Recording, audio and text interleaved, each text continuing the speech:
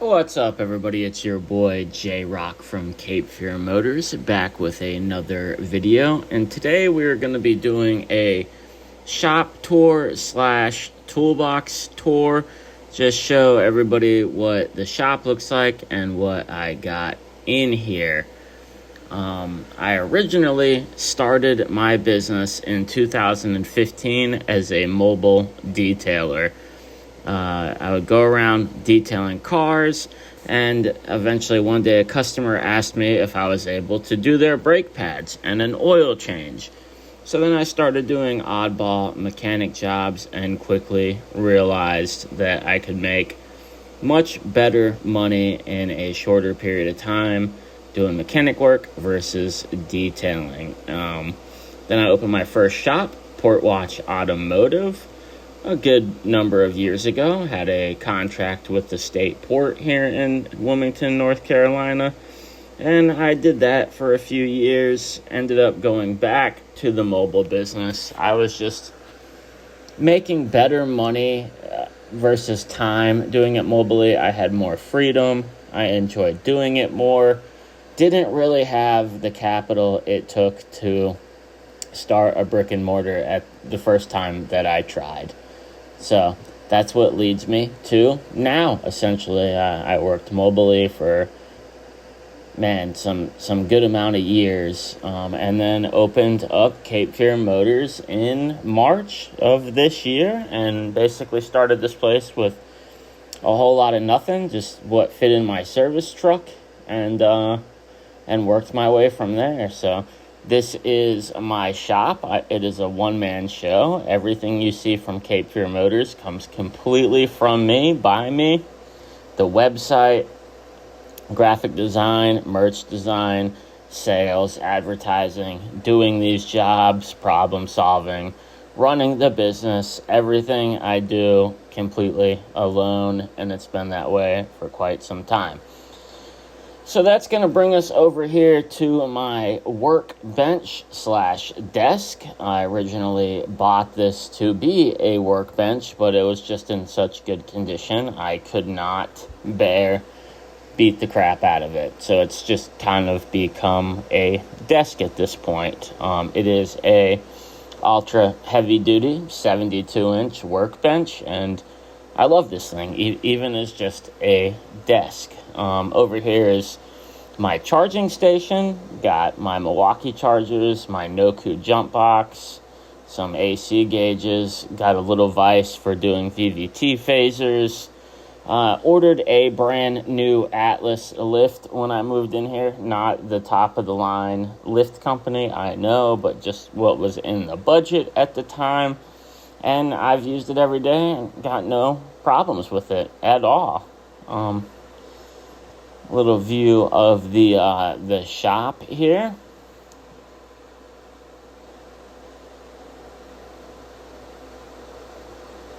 So I think I'm getting ready to show you the Alto. This is my everyday scan tool here, my bigger scan tool. This is a 2024 MacBook Air M3, and I bought it because I was tuning on a Acer Predator Helios, a very nice, expensive gaming laptop, and it's kind of big, kind of bulky, and it felt wrong throwing that thing around, toting it everywhere. I owned a M1 MacBook with a busted screen, and to me it just felt way more stout than the gaming computer. It felt solid, felt like it was metal, could handle the abuse more. So I went and bought this thinking that I was going to be able to run Windows as a virtual machine and use all my tuning and coding software, but Apple Silicon had other plans. So this is my M1 MacBook that I use as a shop computer, just daily shop tasks, shop management, YouTube, graphic design, whatever it might be. But was very disappointed I was not able to use this for what I wanted, but I have been using it to edit and make all of these videos. Very sick computer. I absolutely love that thing, even though it was a big fail.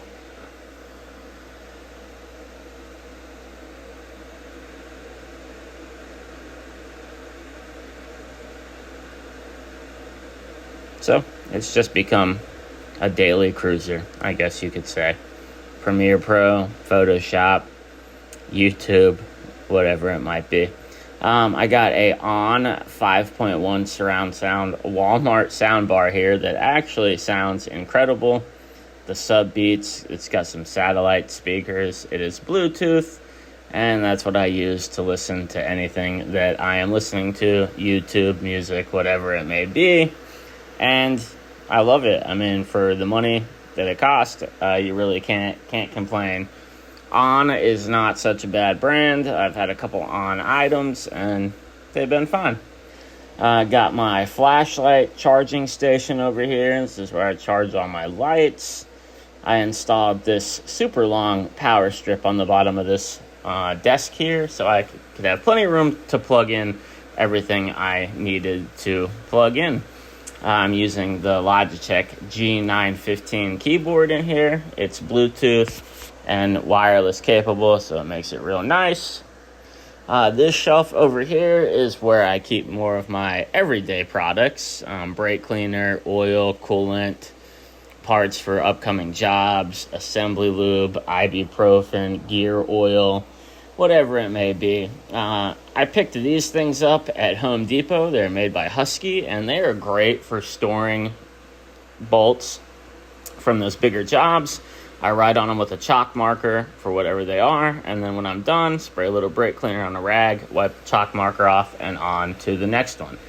Got some cams over here waiting to go in. This is the Gen 5 Chupacabra. This is a L86 6.2 Chupacabra, and then a little baby cam for this O2 Silverado. Got some head gaskets, some OEM GM genuine parts over there. Again, I use Lucas Assembly Lube for all these jobs. Just how I've always been. I know there's other good products out there, but Lucas has never let me down. So, moving right along, I have this Harbor Freight fan, which has been great. An old AC machine that still works. And then my Milwaukee M12 under the hood light bar. I love this thing. I saw another one somewhere, I forgot who made it, that had a motion sensor built into it, and I think that's an awesome idea. I wish Milwaukee would come out with a motion sensor version of this light so you don't have to worry about turning it on and off. Just seems like it would save a lot of battery life. I am rocking a 55-inch US General Toolbox, and it was just what was in the budget when I opened this place, but I've honestly had no issues with it thus far. Got a nice TV on top of it so I can cast YouTube, Netflix, stuff to listen to and keep me entertained while I work my life away in here.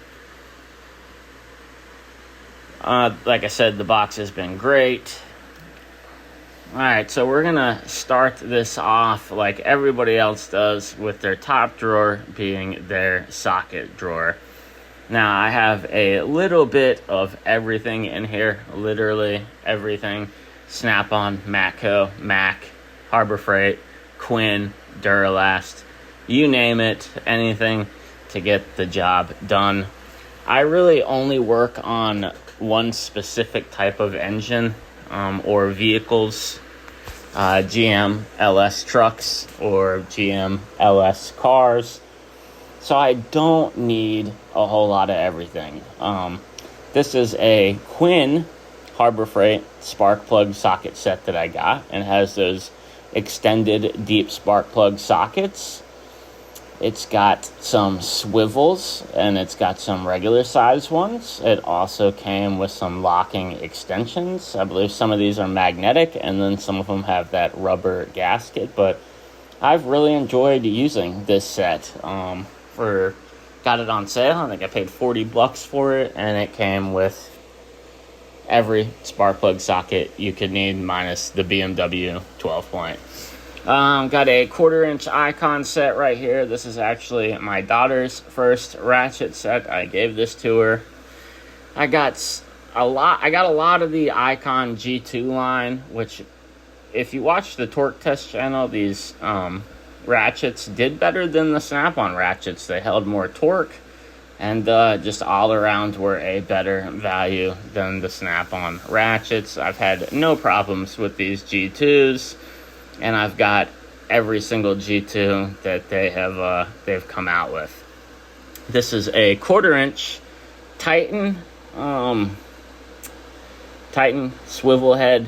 I've really enjoyed using it. It's great for bits or smaller nuts, smaller bolts that you just need to get a little bit of speed on. This is the extended 1/4-inch Icon G2. Then the flex head 3/8. Got the Icon split beam torque wrench. Again, have had no issues. My pesky little mini pry bar getting stuck to everything. I believe that is the extended 3/8 non-flex head. And then I have the Icon breaker bar, and then the Big Daddy Icon G2 flex head 1/2-inch ratchet. And I have put some serious torque on that thing, and it's been fine. My digital torque wrench in there. Now, moving on down the line here, we got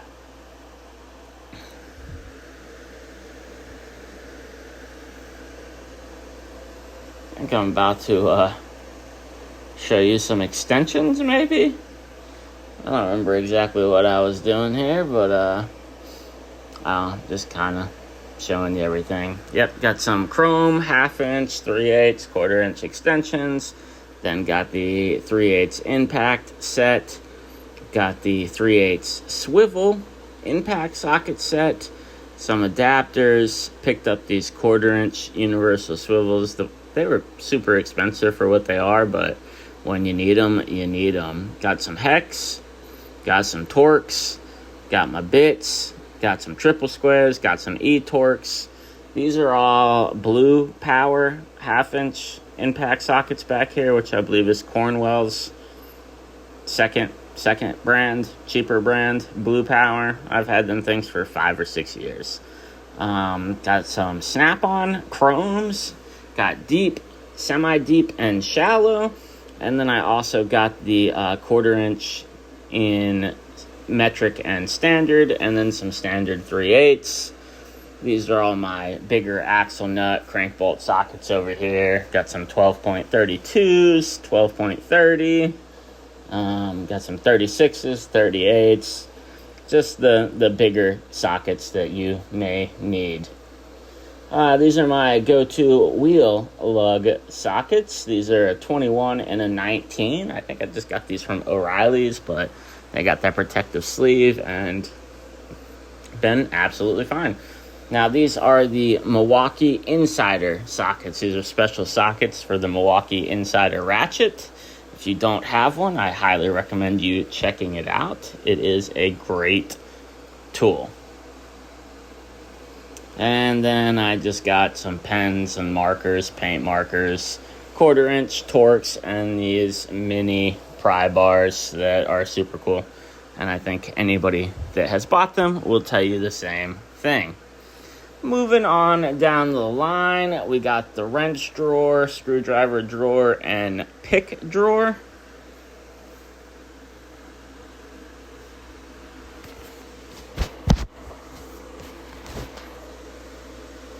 Now I got the Snap-on, I think these are the Instinct grips, is that what they call these?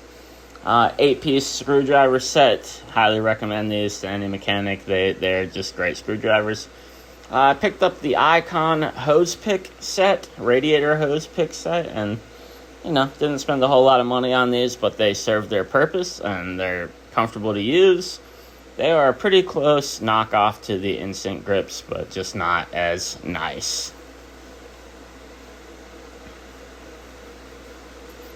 Back here, got my manual impact driver.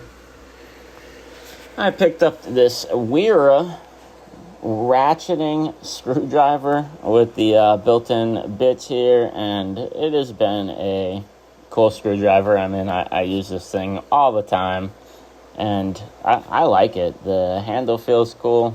I haven't owned a whole lot of weird tools, so can't really comment on them all that much. I was late to the game with these carbide scrapers, but have really fallen in love with these things. They are the bee's knees. I would like to get the Matco indexing carbide scrapers. I need to order me a set. Just seems like it'd be real nice to have an indexing scraper. So that's probably the next thing on my order list. These things they work so good, way better than a razor blade or anything else I've ever used. Standard trim tool, nothing fancy there. And then we are going to move down the line here to these wrenches, I believe. They're just some stubby, I got some stubby flex head ratchetings, some regular ratchetings, got the double box end ratchetings, and then I picked these up. My daughter was on a mission to make tools look pretty, so I let her fill in these engravings with some paint markers, and I think they came out freaking sick. I mean, I'll let her do all of these tools that she wants to do. Don't know how long it'll last, but I think they came out sick. Now, these are the Craftsman Overdrive series. Craftsman's owned by Stanley Black & Decker, and Matco's owned by Stanley Black & Decker. Matco came out with the RB-RT wrench set. It was $700. These Overdrive Craftsman are the exact same technology. The only difference is the offset on the wrench and the wrench handle itself. Both ends of that wrench are identical to the RB-RT Matco wrenches, and you can get a whole set of the Craftsman for $80, an 11-piece set. They say the Craftsmans are good for 70% rounded bolts, and the Matco are good for 80%, but I believe it's just a marketing technique to sell the Matcos, because if you look at both ends of these and the Matco, they are 100% identical, and they grip so well. These things, for the money, are absolutely sick. They're not ratcheting, nothing like that, but they do their job flawlessly. Craftsman Overdrive series. Can't recommend those enough.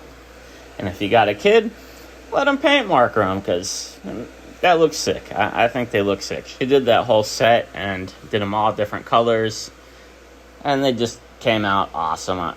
I love opening that drawer and seeing them in there. Makes me happy. They look cool. And also a great tool to have in the toolbox.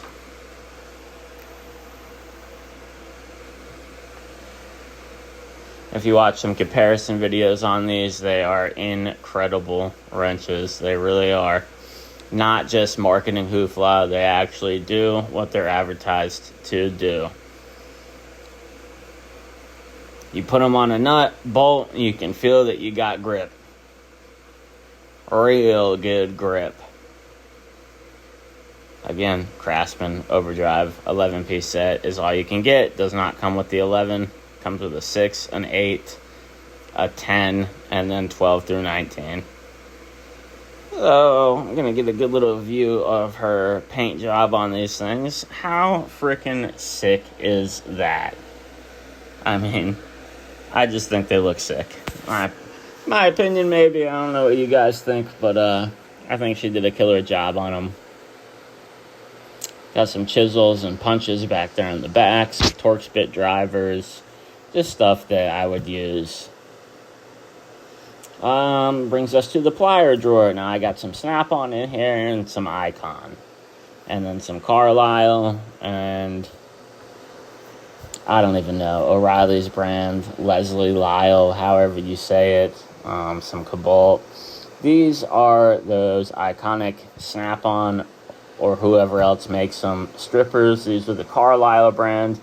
They are identical to the Snap-on, and I've never used them to strip wire, but I use them to crimp stuff all the time. They're just in such a small, easy-to-use package. You can fit them in tight places, and they work great. Electrical disconnect pliers. These things are a little bit rusted and old, but super awesome tool. And then my hodgepodge of pliers. These are Icon's version, I believe, of the snap-on hose clamp pliers. They got little cut out in them for those spring-style clamps.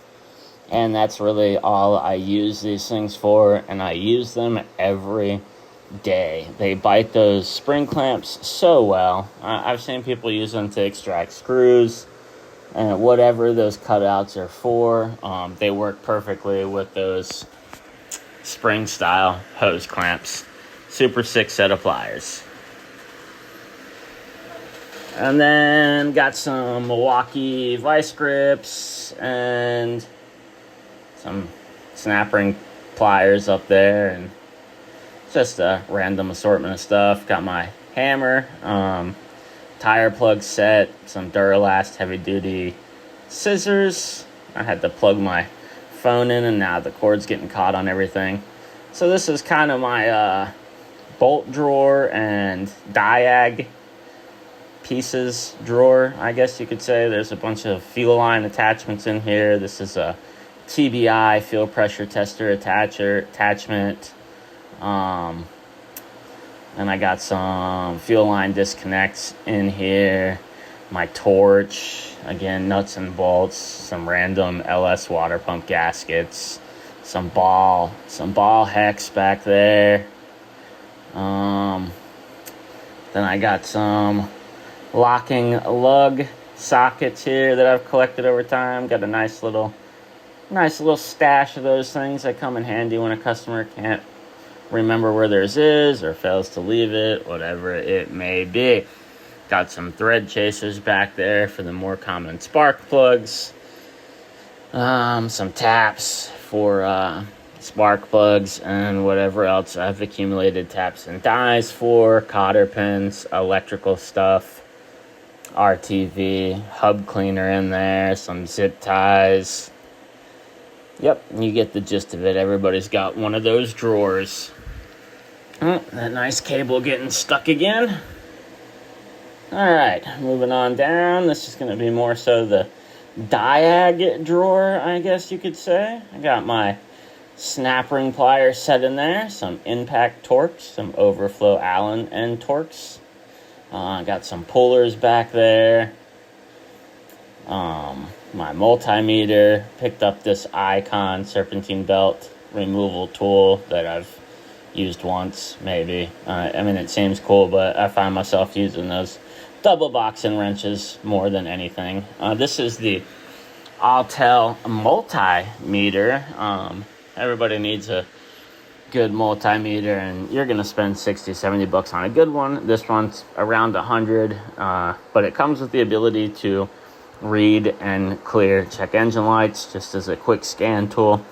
Super cool feature. Does all your standard multimeter functions along with voltage drop tests, battery tests, whatever you need a multimeter to do. This thing will do it. Amps, milliamps, ohms, voltage, whatever it may be. Very sick multimeter. Recommend it to anybody in the market for a multimeter. I think other than that, I got my Gen 3 GM bench harness for P01, P59 bench tuning. Got my VAGCOM for Rostec, my cable, VAGCOM cable.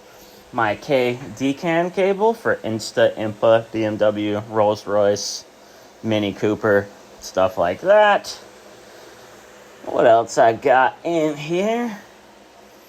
This is where I keep all of my OBD2 interfaces that I need for all my various Diag softwares. I got HP tuners, my Altel, my 4Scan pass-through. This one's for Nissan pass-through. And then my Tech 2 pass-through or LS Droid OBD2 dongle there, which has been sick to have. Definitely a helpful tool. This is it's a Altel AP200, but it's been rebranded as a HyperTough HT200, and was at one point sold at Walmart, but this little Bluetooth scan tool is the best scan tool for any DIYers, and even professional techs could get great use out of this thing. You can subscribe to single manufacturers instead of all of them at one time. I've programmed immobilizers in Hondas with this thing. You can do throttle body relearns, crank relearns, roll windows up and down. Engine control module codes. You can do transmission control module codes, brake codes, traction control codes, SRS airbag codes, data logging, misfire monitor. It does freaking almost everything the big Altels do, maybe minus programming. You can change tire size, calibrate speedometers, and it is just all around a sick scan tool. $50, Hyper Tough HT200, or the Altel brand is the Altel AP200. You can get them on Amazon. I don't think Walmart sells them anymore. Even the app that controls this thing is an Altel Maxis app. So it is 100% a Altel scan tool. Got some cables for some of them dongles down there. USB-C to USB-C, USB-A, whatever USB that is. For the older phones, I forget, maybe B. Is that USB-B? USB-B? Not sure, don't remember. Got this GM harmonic balancer puller, but you can use this on a lot of different applications. Matco makes one of these that is a lot more expensive than this one. This is the Duralast version, and it has been sick. The only thing I'll say I don't like about it is that end cap piece is just in there with an O-ring, and it can pop off of there. You can lose it, but basically you line this thing up on the balancer, twist to lock it in, womp it down with the impact, and I've pulled off many of different balancers, harmonic balancers with this thing. That's the piece that you can lose. And then also these arms, if you open them all the way, they come out, which can kind of be a pain in the ass. You can lose them or have to dig around and look for them. So I try to keep that thing in one piece in one place. My Power Probe 3, which I'm sure you guys know what a Power Probe does, but definitely a sick piece of diagnostics equipment. Not a whole lot going on in the bottom drawer. Just got some GM parts, got a high flow oil pump over there, some pack springs down there in the bottom right, a coolant pressure tester, and then I have my Matco compression tester, my fuel tester, some AC gauges, some ignition coils, and a few other odds and ends. There's a GM LS water pump gasket that is just chilling on those boxes.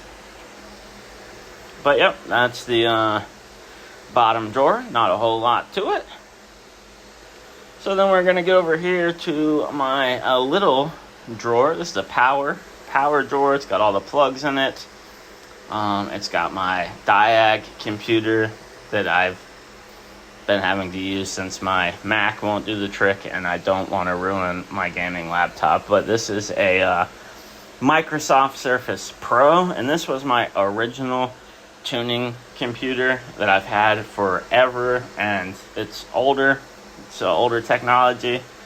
The Pro 4, I think they're up to the 12 now or something like that, but that thing does anything I need. It runs ISTA, IMPA, 4Scan, LS Droid, Tech 2, Toyota TechStream, HP tuners, you name it. I run it off of that Surface Pro. It's small, battery lasts forever, and it's durable, which is a huge plus in this business here. So this is my basically kit drawer with all my plastic cases. Got a brake caliper, compression toolkit in here, Nord lights, seal driver set, drill bits, overflow, some Milwaukee tools. This brings us over to the Milwaukee shelf here. These are all of my Milwaukee collections that I generally use on a daily basis. Got some pry bars slid in here. This is the Milwaukee M12 Insider ratchet, and this thing is freaking sick, guys. If you haven't used one of these or seen one of these, they are the neatest thing that you can get. They got all their own sockets for a super low profile, and then they have adapters for you to run your 3/8 sockets or your 1/4-inch sockets, and you can even order 1/2-inch anvils for them. The kit doesn't include it, but you can get them on Amazon. They put a lot of thought into this thing. The older ones, if you ever worked on a front-wheel drive car, you could get them backed up against the frame, and then you'd have to get your pick or screwdriver to flip that lever into forward, and it was a pain in the ass. If it happened to you, it sucked. You damn near felt like you were willing to break the ratchet just to get it out of there so you could keep working. But this one, they made it so you could put the sockets and bits in backwards. So that way, if you back it up against something, it's very easy to flip this lever and start going forward again. Just a super great idea, make life a little bit easier. It is also an extended reach, so you don't have to bend over if you're working on stuff under the hood. You can just let the length of the ratchet do the extending for you, so you're not putting more pressure and hurt on your body. Super sick. I love that thing. Then from there, we're going to go down to the end here. This is the Milwaukee M18 Mid-Torque, the first gen. And then I got the second gen 3/8 stubby. This thing does 500 foot-pounds. I have the first gen still. Used it for 6-7 years. Never had an issue. It was one of my favorite Milwaukee tools. So I upgraded it and got the Gen 2, which is sick. Got the LED lights on the front of it. More powerful. A couple different options and settings. Then we just got your standard bit driver. And then your M12 drill, which has definitely seen some use, but not a whole lot. Then I got the Gen 2 high torque, and this thing is sick. I have not had a bolt that it wouldn't take out yet. I know that there's probably more powerful things out there. If you put the bigger and better battery pack on it, it'll hit even harder, but so far has been a saving grace.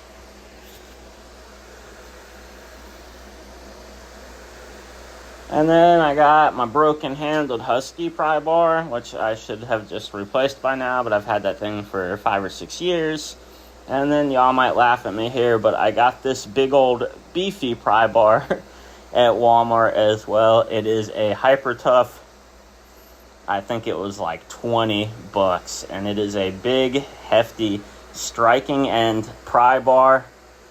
And I've had no issues with it. I mean, seems solid enough to me. I'm not using it all the time. When I need it, it's nice to have, and didn't break the bank. So some of that Hyper Tough stuff has its place and serves its purpose.